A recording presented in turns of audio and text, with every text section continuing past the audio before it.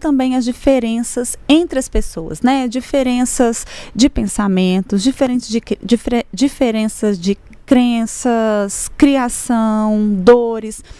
Então, o que acontece às vezes que eu percebo assim? Às vezes, algumas pessoas têm mais capacidade de aceitar determinadas situações do que outras, porque se vê realizando aquele tipo de erro. Por quê? Se você é muito parecido comigo, se você tem um histórico de vida parecido com o meu, você vai entender mais o que eu necessito fazer em determinados momentos. Então, você não vai enxergar aquilo como um grande dano, você vai entender a causa, porque eu acho que quando a gente fala assim, eu te perdoo, se a gente não entende a causa, então vamos supor, às vezes a gente é grosseiro com uma pessoa, né? E aí, às vezes você chega e fala, olha, eu fui grosseiro porque eu estava vivendo um momento difícil de luto, ou eu estava vivendo um momento difícil hormonal, ou eu estava com um parente doente, sei lá. Aquelas pessoas que já passaram por momentos parecidos tendem a falar, não, eu te entendo, na época que eu passei por isso eu também saí chutando cachorro na rua, também estava desse jeito. Agora, quem não passou por situações iguais ou que não tem essa capacidade tão grande de enxergar o outro, porque isso também é treinado, né? Isso vem com amadurecimento, o enxergar o outro, né? Então, eu acho que talvez seja mais difícil o processo de perdão, quando a gente não tem essa conexão por histórias, né? É aquilo que nós falamos, é um processo de aprendizagem, do contexto, das minhas vivências, e essas emoções, e eu acho que é muito importante, eu acho que e a gente precisa falar, a gente está numa quarta-feira à tarde discutindo assuntos tão relevantes, porque a gente vai para um lugar de culpa também. Eu não conseguir perdoar me gera culpa, né? E culpa, ela é uma emoção moral. Ou seja, me feriu, mas todo mundo fala que eu tenho... Não vou dar uma de psicanalista aqui não, né? Mas todo mundo fala que eu tenho que perdoar o meu pai.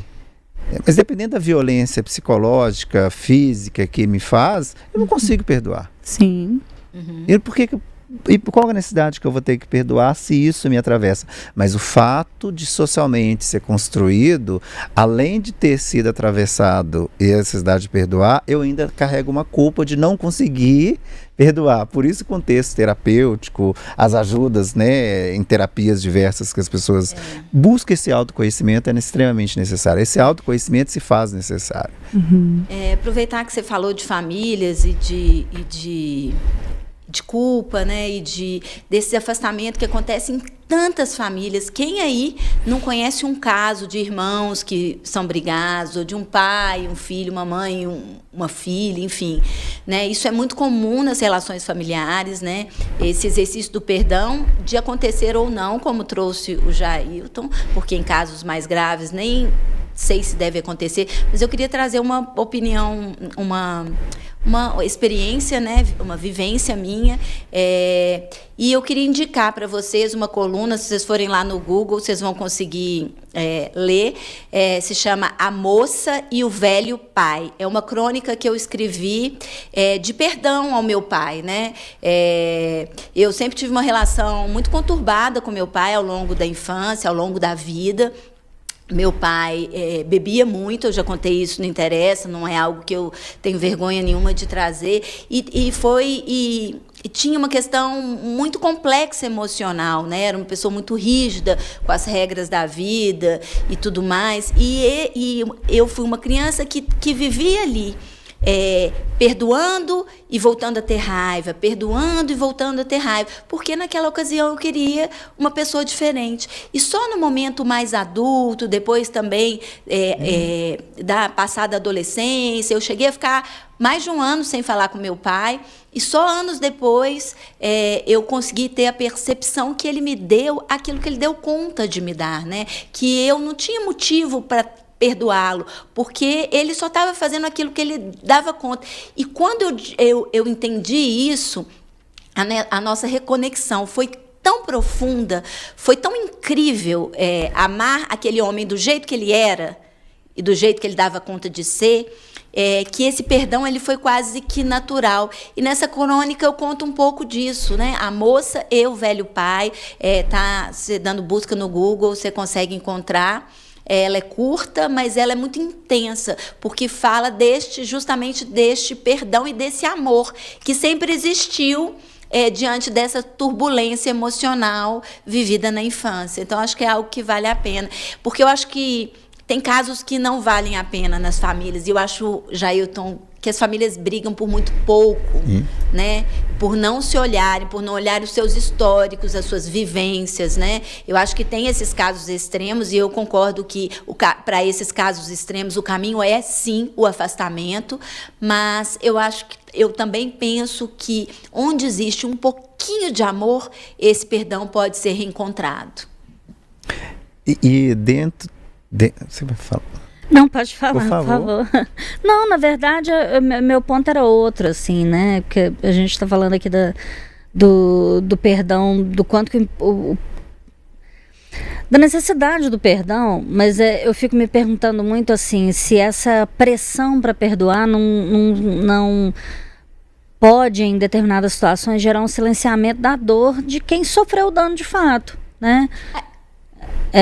Porque... não estou falando que é o caso aqui do que a Renatinha falou.